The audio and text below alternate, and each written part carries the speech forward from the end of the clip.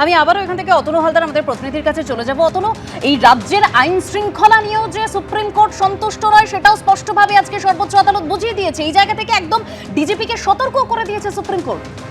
দেখো, একবারই তাই। তার কারণ হচ্ছে গিয়ে নির্বাচন কমিশনের তরফ থেকে এর আগেও অভিযোগ করা হয়েছে যে এসআইআর এর কাজ করতে গিয়ে বিভিন্ন জায়গায় নির্বাচন কমিশনের অফিসারদের হুমকির শিকার হতে হচ্ছে, বাধা পেতে হচ্ছে, এবং সেই ব্যাপারে পুলিশের কাছে অভিযোগ জানিয়েও কোনো রকম কোনো লাভ হচ্ছে না, কারণ পুলিশ নিষ্ক্রিয় ভূমিকা পালন করছে। তুমি জানো যে এর আগের দিনই শুনানির সময় সুপ্রিম কোর্টের প্রধান বিচারপতি রাজ্য পুলিশের ডিজিপিকে এই ব্যাপারে হলফনামা জমা দিয়ে বলতে বলেন যে এই যে সমস্ত অভিযোগ পুলিশের বিরুদ্ধে উঠছে বা নির্বাচন কমিশন করছে সেই ব্যাপারে রাজ্য পুলিশের ডিজিপির বক্তব্য কী। এরপরে সেই হলফনামা আজকে জমা হয়েছে। প্রধান বিচারপতি সেই প্রসঙ্গে জানতে চান। এই সময় নির্বাচন কমিশনের তরফ থেকে আজকে ফের অভিযোগ করা হয় যে তারা ক্রমাগত হুমকির শিকার হচ্ছেন, কিন্তু তারপরেও পুলিশের তরফ থেকে সেরকম কোনো সদর্থক পদক্ষেপ নেওয়া হচ্ছে না। পুলিশের নিষ্ক্রিয় ভূমিকা বলে নির্বাচন কমিশনের তরফ থেকে আজকেও একই অভিযোগ সুপ্রিম কোর্টে করা হয়, এবং তারপরেই প্রধান বিচারপতি বলেন যে এই সমস্ত অভিযোগগুলো এলে ডিজিপিকে কড়া পদক্ষেপ নিতে হবে। যদি রাজ্য পুলিশের ডিজিপি কড়া পদক্ষেপ না নেন সেক্ষেত্রে ডিজিপির বিরুদ্ধে সুপ্রিম কোর্ট কড়া পদক্ষেপ নেবে। অর্থাৎ একদম পুলিশকে সরাসরি সতর্কবার্তা যে যদি নির্বাচন কমিশনের কাজে বাধার কোনো অভিযোগ আসে এবং সেইটা অভিযোগ পাওয়ার পর পুলিশ নিষ্ক্রিয় হয়ে বসে থাকে, তাহলে পরে রাজ্য পুলিশের শীর্ষকর্তার বিরুদ্ধে এবার ব্যবস্থা নেবে সুপ্রিম কোর্ট। সুপ্রিম কোর্ট আজকে তার পর্যবেক্ষণে এ কথা পরিষ্কার করে জানিয়ে দিয়েছে। একদম, রাজ্য পুলিশের ডিজিকে যখন একেবারে কড়া বার্তা দিচ্ছেন, অন্যান্য প্রসঙ্গ তোমার কাছে আসবো, কিন্তু তার আগে মোহাম্মদ সেলিম কি বলেছেন দেখুন। কতটা অপদার্থ সরকার হলে, কেন্দ্র হোক বা রাজ্য হোক, কতটা অপদার্থ ইসিআই এবং সিও হলে বলা হচ্ছে জুডিশিয়াল এতে এটা দেখা হবে, করা হবে, দরকার হলে জুডিশিয়াল অফিসিয়ালসকে এঙ্গেজ করা হবে। আমরা সবাই জানি ইলেকশন কমিশন, সিও অফিস, তারপরে স্টেট গভর্নমেন্টের যে স্ট্রাকচার, তার মধ্যে অনেক সময় সেন্ট্রাল গভর্নমেন্টের যে এমপ্লয়িজ তাদেরকে নিয়ে, স্টেট গভর্নমেন্টের নিয়ে এগুলো করায়। নতুন নাকি?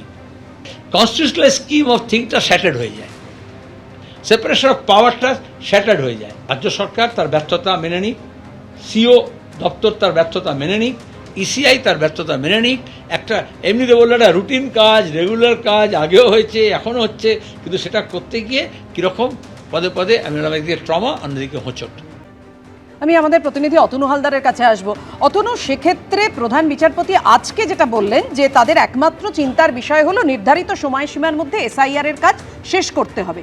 কমিশন কি জানালো? তাহলে চূড়ান্ত ভোটার তালিকা কি 28শে ফেব্রুয়ারি বেরোচ্ছে? দেখো, একবারই তাই। তার কারণ তুমি জানো যে আমাদের রাজ্যের সামনেই বিধানসভা নির্বাচন রয়েছে, এবং সেই বিধানসভা নির্বাচনের আগে এসআইআর এর কাজ সম্পূর্ণ করতে হবে। কারণ এসআইআর এর কাজ সম্পূর্ণ করে তারপরে ভোট ঘোষণা করতে হবে, তারপর মাঝে একটা সময় দিয়ে তারপর ভোটের ফল ঘোষণা। তো এই যে পুরোটা নির্দিষ্ট সময়ের মধ্যে শেষ করতে গেলে পরে এসআইআর এর কাজটাও নির্দিষ্ট সময়ের মধ্যে শেষ করতে হবে। এখন সেক্ষেত্রে যেটা তুমি জানো যে এই এসআইআর এর কাজ শুরু হওয়ার পর এই বিভিন্ন সময় দিনক্ষণ পিছিয়েছে, এবং শেষ পর্যন্ত ঠিক হয়েছে যে 28শে ফেব্রুয়ারি অর্থাৎ এই মাসের শেষ দিনে চূড়ান্ত ভোটার তালিকা বেরোবে। কিন্তু চূড়ান্ত ভোটার তালিকা বেরোনোর আগে এখনো পর্যন্ত লক্ষ লক্ষ ভোটারের নথি যাচাইয়ের কাজ সেটা সম্পূর্ণ হয়নি। বিশেষত লজিক্যাল ডিসক্রিপেন্সিস এইগুলোকে খতিয়ে দেখার কাজ এখনও শেষ হয়নি। এখন সেই সমস্ত কাজ শেষ করে 28শে ফেব্রুয়ারি সেই দিনকে চূড়ান্ত ভোটার তালিকা প্রকাশ করা সম্ভব কি, এই নিয়েই আদালত চিন্তিত। এবং সেইখানে আজকে নির্বাচন কমিশনের তরফ থেকে সুপ্রিম কোর্টে জানানো হয় যে তাদের 95% কাজ শেষ হয়ে গেছে। এই 95% কাজ যে শেষ হয়েছে তার ওপর ভিত্তি করে তারা 28 ফেব্রুয়ারি এই চূড়ান্ত তালিকা বের করবেন। এরপরে যে 5% কাজ বাকি রয়েছে সেই সমস্ত নথি যাচাই করে সেই তারপরে বাকি লিস্ট প্রকাশের কাজ হবে। এখন সেই কাজ শেষ করার জন্য মনোনয়ন পর্ব শুরু হওয়ার আগে পর্যন্ত সময় রয়েছে। এতে রাজ্যের আপত্তি থাকলেও পরে রাজ্য সম্মতি দেয়। নির্বাচন কমিশনের এই আবেদনে সুপ্রিম কোর্টও অনুমতি দিয়েছে, ফলে আপাতত 28শে ফেব্রুয়ারি চূড়ান্ত ভোটার তালিকা বেরোচ্ছে এবং তারপরেও যে ভোটার তালিকা খতিয়ে দেখার কাজ বাকি থাকবে সেটা মনোনয়ন পর্বের আগেও একদম অতনু, অর্থাৎ আজকের এই যে শুনানি পর্ব ছিল সেখান থেকে একটা বিষয় সামনে এসেছে স্পষ্টভাবে যে আপাতত 28 তারিখে এই যে এসআইআর এর চূড়ান্ত তালিকা প্রকাশিত হচ্ছে। এবিপি আনন্দ, এগিয়ে থাকে, এগিয়ে রাখে।